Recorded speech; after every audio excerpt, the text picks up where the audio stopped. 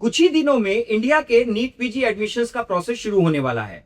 30 अगस्त को NEET PG का exam होगा और उसके करीब 1 से 2 हफ्ते के अंदर नीट पीजी का रिजल्ट आ जाएगा और उसके करीब 2 से 3 हफ्ते के अंदर काउंसलिंग का प्रोसेस शुरू हो जाएगा। बहुत सारे एस्पिरेंट्स जिन्होंने एमबीबीएस में जब एडमिशन लिया था उस वक्त उनका जो एमबीबीएस एडमिशन का प्रोसेस था वो आज के नीट पीजी के काउंसलिंग एडमिशन प्रोसेस से बहुत अलग होने वाला है। तो इस वीडियो में मैं उन चेंजेस की बात करूंगा जिनको ध्यान रख के आप अपने नीट पीजी के एडमिशंस को ज्यादा अच्छे से प्लान कर सकते हैं और एक अच्छे कोर्स और एक अच्छे प्रोग्राम में एक अच्छे कॉलेज में एडमिशन ले सकते हैं। अगर आप नीट पीजी एडमिशंस के लिए प्लान कर रहे हैं तो एक बार नीट नेविगेटर की सर्विसेज को जरूर प्लान कीजिए, क्योंकि नीट नेविगेटर आपको नीट पीजी एडमिशंस के लिए मोस्ट ऑथेंटिक और बेस्ट गाइडेंस ऑफर करता है। Hi, my name is Rakesh and I am the founder of NEET navigator. NEET navigator India की पहली ऐसी सर्विसेज है जो एडवांस डाटा एनालिटिक्स के बेस पे आपको बहुत एथिकल वे में और एक्यूरेट वे में आपके रैंक के बेस पे आपको बेस्ट कोर्स और बेस्ट कॉलेज तक पहुंचाने में हेल्प करती है। अगर आप नीट नेविगेटर के चैनल पे पहली बार आए हैं तो मेरी रिक्वेस्ट है कि नीट नेविगेटर के चैनल को सब्सक्राइब करना मत भूलिएगा। तो इस वीडियो में मैं बात कर रहा हूं कि नीट पीजी एडमिशंस जो 2026 में होने वाले हैं उनकी कौन कौन सी ऐसी 4 बातें हैं जो आपको ध्यान रखना जरूरी है। अगर आप उन बातों का ध्यान रखेंगे तो आप अपने नीट पीजी के एडमिशन को ज्यादा अच्छे से प्लान कर पाएंगे। बहुत सारे बच्चे जो आज से 6 साल पहले जब एमबीबीएस एडमिशन के लिए गए थे उस वक्त एमबीबीएस एडमिशन का प्रोसेस बहुत अलग होता था। बहुत सारे ऐसे चेंजेस हुए हैं जिनकी जानकारी आपको जरूर होनी चाहिए, क्योंकि उस जानकारी से ही आप अपने नीट पीजी की काउंसलिंग को एक ज्यादा अच्छे से ऑप्टिमाइज कर सकेंगे और एक अच्छे कोर्स और अच्छे कॉलेज में एडमिशन ले पाएंगे। तो सबसे पहले हम बात करते हैं कि आखिर ऐसा क्या चेंज हुआ है जिसके बारे में आपको पता होना चाहिए। पहली बात, हमारे देश में अब कोई भी एडमिशन, चाहे वो डिप्लोमा में हो, चाहे वो डिग्री में हो, चाहे वो डीएनबी में हो, कोई भी एडमिशन ऑफलाइन नहीं हो सकता। अब जो भी एडमिशन होंगे वो सिर्फ और सिर्फ ऑनलाइन काउंसलिंग के प्रोसेस से ही होंगे। दूसरी बात जो आपको समझना है कि जो भी एडमिशंस होंगे उनमें पार्टिसिपेट करने के लिए आपको नीट पीजी को क्वालिफाई करना बहुत जरूरी है। नीट पीजी की क्वालिफिकेशन का क्राइटेरिया जो दिया जाता है वो generally 50th percentile for general और 40th percentile for reserve category दिया जाता है।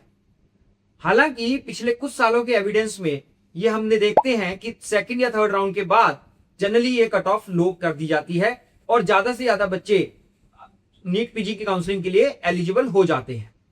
बट जब तक कि वो एक फॉर्मल नोटिफिकेशन नहीं आता है, अगर आपके कट ऑफ से ज्यादा मार्क्स नहीं है तो आप काउंसलिंग में पार्टिसिपेट करने के लिए एलिजिबल नहीं होने वाले हैं। यहां पे मैं एक बात जरूर कहना चाहूंगा कि बहुत सारे लोग आपको ये एक एश्योरेंस देंगे कि हम आपको बिना काउंसलिंग के पार्टिसिपेशन के भी आपको डायरेक्ट एडमिशन करवा देंगे।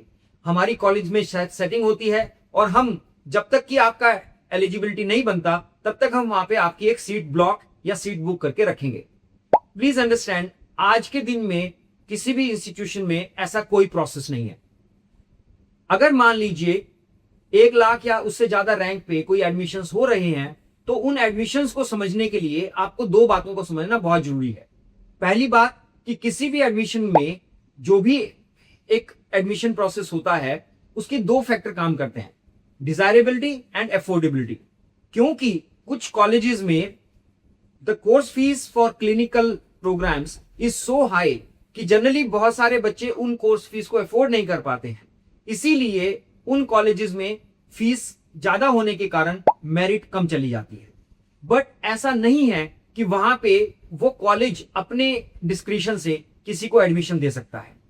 ये आज से 4 साल पहले, 5 साल पहले होता था। जब आपने एमबीबीएस में एडमिशन लिया था उस वक्त तक स्ट्रे राउंड की जो अलॉटमेंट्स होती थी वो कॉलेज के लेवल पे होती थी। डीम्ड यूनिवर्सिटीज में स्ट्रे राउंड डीम्ड कॉलेज के लेवल पे होता था, इसीलिए उस टाइम पे कुछ मैनिपुलेशंस होती थी। बट पिछले 3 साल में जो ये रूल्स एंड रेगुलेशंस अब आए हुए हैं उसके हिसाब से किसी भी कॉलेज के हाथ में कोई सीट नहीं है। जो भी एडमिशन होगा वो एक सेंट्रलाइज्ड एडमिशन काउंसलिंग के प्रोसेस से ही होगा। और अगर आप किसी तरीके से अपने रैंक कार्ड को मैनिपुलेट करके ये सोचेंगे कि आप किसी काउंसलिंग में पार्टिसिपेट कर सकते हैं तो अनफॉर्चुनेटली ऐसा भी नहीं होने वाला है। वो इसलिए नहीं होने वाला है क्योंकि जो भी काउंसलिंग सिस्टम्स हैं वहां पे आपके रोल नंबर और आपके एप्लीकेशन नंबर के बेस पे ऑटोमेटिकली आपका रैंक फिल होता है। तो आप अपने रैंक कार्ड को मैनिपुलेट करके भी काउंसलिंग को या एडमिशन प्रोसेस को फूल नहीं कर सकते। तीसरी बात जो आपको समझना है, हमारे देश में 4 तरह की इंस्टीट्यूशंस हैं। पहली इंस्टीट्यूशन जिसको हम आईएनआईज बोलते हैं, जिनमें सभी एम्स, जिपमर, बीएचयू ये सभी ऑर्गेनाइजेशंस आती हैं। दूसरा जिसको हम गवर्नमेंट मेडिकल कॉलेजेस बोलते हैं।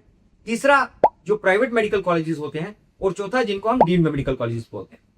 जब आप नीट पीजी के लिए कंपीट करने वाले होते हैं तो प्लीज अंडरस्टैंड कि आईएनआईज के लिए एक अलग एंट्रेंस प्रोसेस है। किसी भी अगर आप एम्स में एडमिशन लेना चाहते हैं तो आपको आईएनआई सेट में अपीयर होना पड़ेगा और उसकी रैंक के बेस पे उसकी एक अलग काउंसलिंग चलती है। जहां तक हम बात करते हैं बाकी सभी government medical colleges, private medical colleges और डीम्ड मेडिकल कॉलेजेस की, तो वो सभी के सभी आपके नीट पीजी के प्रीव्यू में ही आते हैं। यहां पे एक बात और समझना जरूरी है कि जितने भी डीम्ड मेडिकल कॉलेजेस हैं उनकी सीट अलॉटमेंट सिर्फ सेंट्रल काउंसलिंग, जिसको हम एमसीसी भी बोलते हैं, उसके थ्रू ही होने वाली है। जितने भी प्राइवेट मेडिकल कॉलेजेस हैं उनकी अलॉटमेंट सारी की सारी स्टेट काउंसलिंग्स के थ्रू होने वाली है। जब हम बात करते हैं गवर्नमेंट मेडिकल कॉलेजेस की, तो गवर्नमेंट मेडिकल कॉलेजेस में 50% ऑल इंडिया कोटा होता है और 50% स्टेट कोटा होता है। जो 50% ऑल इंडिया कोटा होता है वो एमसीसी की काउंसलिंग से फिल होता है और उसमें किसी भी डोमिसाइल की कोई एलिजिबिलिटी नहीं डिमांड की जाती। तो इवन जो स्टूडेंट्स एफएमजी ग्रेजुएट्स होते हैं वो भी एमसीसी के थ्रू गवर्नमेंट मेडिकल कॉलेजेस में सीट अलॉटमेंट के लिए अप्लाई कर सकते हैं। जहां तक स्टेट काउंसलिंग की बात है, जहां स्टेट कोटा की बात है, उस स्टेट कोटा के लिए आपको उस स्टेट की काउंसलिंग एलिजिबिलिटी को सेटिस्फाई करना जरूरी होता है। जनरली काउंसलिंग एलिजिबिलिटीज आपके एमबीबीएस पासिंग आउट स्टेट से डिसाइड होती हैं। जिस स्टेट से आपने एमबीबीएस किया होता है उस स्टेट के स्टेट कोटा के लिए आप एलिजिबल होने वाले हैं। पर यहां पे एक बात को और ध्यान रखिए कि बहुत सारे स्टेट्स अगर उनके अपने domicile students all India quota के थ्रू दूसरे स्टेट्स में पढ़ने गए थे तो कई स्टेट्स अपने उन बच्चों को भी अपने स्टेट में पीजी के लिए एलिजिबल कंसीडर करते हैं। तो मेरी रिक्वेस्ट है कि जब आप अगर अपनी काउंसलिंग को प्लान कर रहे हो और अगर आप एक प्रोफेशनल गाइड के एब्सेंस में अपना एडमिशन प्लान कर रहे हो तो आपको यह जानना जरूरी है कि किसी भी स्टेट काउंसलिंग की एलिजिबिलिटी के क्या रूल्स एंड रेगुलेशंस हैं। तीसरी बात कि जब आप किसी भी काउंसलिंग में एलिजिबल हो जाते हो, यहां पे एलिजिबिलिटी को भी 2 तरीके से समझना जरूरी है।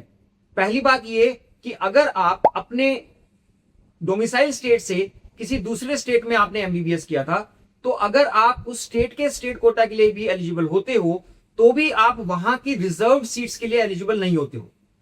आपको रिजर्व अगर आपकी रिजर्व कैटेगरी है उसका बेनिफिट आपको सेंट्रल काउंसलिंग में मिलेगा, बट स्टेट काउंसलिंग जिसके लिए आप एलिजिबल हुए हो अगर आप उस स्टेट के डोमिसाइल नहीं हो तो आपको वहां पे जनरल कंसीडर किया जाएगा।